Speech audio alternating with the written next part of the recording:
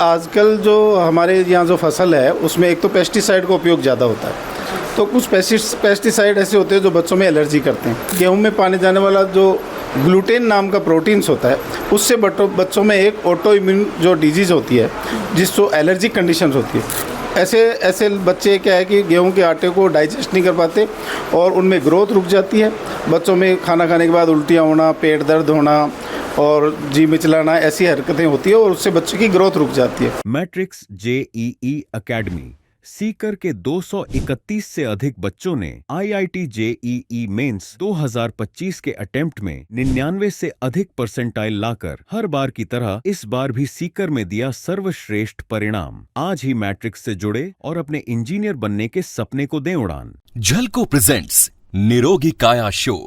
राम जी, मैं डिम्पल थे, देख रहे हो झलको सीकर। अभी अपने साथ में मौजूद है डॉक्टर दर्शन जी भार्गव, सीनियर फिजिशियन और एचओडी मेडिशियन एसके हॉस्पिटल। अभी जो है कि गेहूँ खाने से लोगों के अंदर एलर्जी की जो बीमारी है वह फैल रही है, भी के ऊपर आप डॉक्टर साहब से जानकारी लेंगे। नमस्कार। जैसा कि आपने पूछा कि आजकल बच्चों में गेहूँ वगैरह खाने से ये एलर्जिक कंडीशन क्यों होती है और इसके क्या लक्षण हैं। एक्चुअली क्या है कि आजकल जो हमारे यहाँ जो फसल है उसमें एक तो पेस्टिसाइड का उपयोग ज़्यादा होता है, तो कुछ पेस्टिसाइड ऐसे होते हैं जो बच्चों में एलर्जी करते हैं और कुछ बच्चों में क्या है कि गेहूं में पाने जाने वाला जो ग्लूटेन नाम का प्रोटीन्स होता है उससे बच्चों में एक ऑटो इम्यून जो डिजीज़ होती है जिसको एलर्जिक कंडीशंस होती है वो कुछ बच्चों में होती है। ऐसे बच्चे क्या है कि गेहूं के आटे को डाइजेस्ट नहीं कर पाते और उनमें ग्रोथ रुक जाती है। बच्चों में खाना खाने के बाद उल्टियाँ होना, पेट दर्द होना और जी मिचलाना, ऐसी हरकतें होती है और उससे बच्चे की ग्रोथ रुक जाती है। तो ऐसे में क्या होता है कि बच्चे को हम ये चाहे एक तो पेस्टिसाइड का कम से कम उपयोग करें हमारे खेतों में। दूसरा क्या है कि जिस बच्चे के इस आटे से एलर्जी होती है उस बच्चे के लिए ये आटा, गेहूं का आटा अवॉइड करना चाहिए और दूसरे ऑप्शन में ले सकते हैं हम, जैसे बाजरा है, जई है, ऐसे आटे यूज़ ले सकते हैं। तो इससे क्या है कि बच्चे की ग्रोथ भी अच्छी होगी और बच्चे में क्या है कि आगे ऐसी प्रॉब्लम नहीं आएगी। तो जेंगे आपसे बताया बाजरा जो आकमान है पेस्टिसाइड की मात्रा पेस्टिसाइड होती है, ये जो गेहूं में जो ग्लूटेन नाम का तत्व होता है वो उसमें नहीं होता, तो इसलिए उसमें एलर्जी वगैरह कम होती है। और बच्चे की जिस तरीके की जो ऑटो इम्यूनिटी होती है बच्चों में, एक ऐसी डिजीज़ होती है जिसमें बच्चा उस आटे के प्रति या उस प्रोटीन्स के प्रति एक एंटीबॉडीज़ डेवलप होने लग जाती है जो बच्चे की ग्रोथ को रोकती है।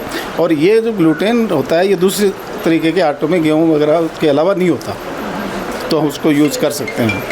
तो यह एलर्जी मतलब बच्चा का मानी हो या बड़ा में भी हो सके? ये वैसे तो बड़ों में भी हो सकती है, लेकिन शुरुआत इसकी बचपन से ही हो जाती है और ऐसे में क्या बच्चे की ग्रोथ रुक जाती है। तो जब हमारे पास जो पेशेंट आते हैं वो ये करके उनके घर वाले बोलते हैं कि सर हमारे बच्चे में खाना खाने के बाद उल्टियाँ होती है, ये प्रॉपर ग्रोथ नहीं होती, बच्चा पतला सा होता है, कमज़ोर सा होता है, उसमें मेंटल डेवलपमेंट नहीं होता, शारीरिक और मानसिक दोनों विकास नहीं होते, तो फिर घर वाले हमारे पास लेके आते हैं। तो हम उनको लक्षणों के आधार पे कुछ टेस्ट उसको कराते हैं, जैसे टीटीजी नामक एक टेस्ट होता है, उस टेस्ट से ये पता चल जाता है कि इस चीज़ से इस बच्चे को एलर्जी है और वो चीज़ हम उसकी अवॉइड कर देते हैं। एक और जहाँ ऑटो इम्यून बीमारी के बारे में सुना है, तो यह भी एक एलर्जी है कि बीमारी है? ऑटो इम्यून क्या होता है कि किसी भी व्यक्ति के शरीर में ऐसी एंटीबॉडीज़ बनती है एक विशेष चीज़ के लिए। ये एक्चुअली बाहर की चीज़ नहीं है, ये शरीर के अंदर की बीमारी है जिसको ऑटो इम्यून डिजीज़ बोलते हैं। एंटीजन एंटीबॉडी रिएक्शन, जहाँ से भी कोई फॉरेन प्रोटीन से एक आएगा, कोई एंटीजन हमारे शरीर में प्रवेश करेगा तो हमारे जो बॉडी है वो उसको एक्सेप्ट नहीं करता और उसके खिलाफ एक रिएक्शन करता है, उसी को ऑटो इम्यून डिजीज़ बोलते हैं। तो एक बार हमें भी सुने कि भाई ये बीमारी है जो बिल्कुल धीरे धीरे फैला है, पहली बीमारी को बेरो कौन पड़ा, बाद में बेरो पड़ा?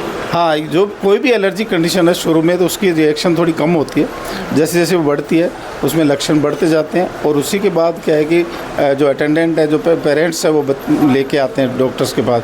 जो जैसे जैसे टाइम निकलता है बॉडी उसके प्रति रिएक्शन ज़्यादा करना शुरू कर देती है और लोगों में ये जो बीमारी बढ़ती जाती है अगर टाइम पे इसका इलाज नहीं कराया जाए तो।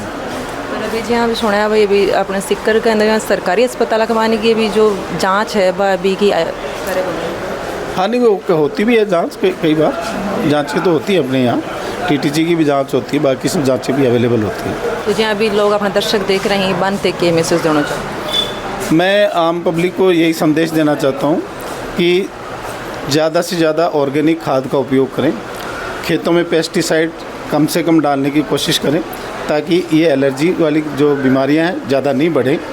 और जो जिन लोगों को ऐसी एलर्जी होती है वो योगा करें, अनुलोम विलोम कपालभाति वगैरह, और अपनी हेल्थ का अगर ध्यान रखेंगे और ऐसी चीज़ों को अवॉइड करेंगे तो स्वस्थ रह सकते हैं। Thank you. तो अभी डॉक्टर साहब से अब आप बातचीत करके जाना है कि भाई जो एलर्जी की बीमारी है लोगों में क्यों फैल रही है, बच्चा का अंदर क्यों फैल रही है, बच्चा की ग्रोथ है वह क्यों रुक रही है। वीडियो बहुत जानकारीपूर्ण है, इसलिए वीडियो शेयर जरूर कर देना है और खबर की झलको मीडिया के साथ बना रहना है। धन्यवाद। राम राम से।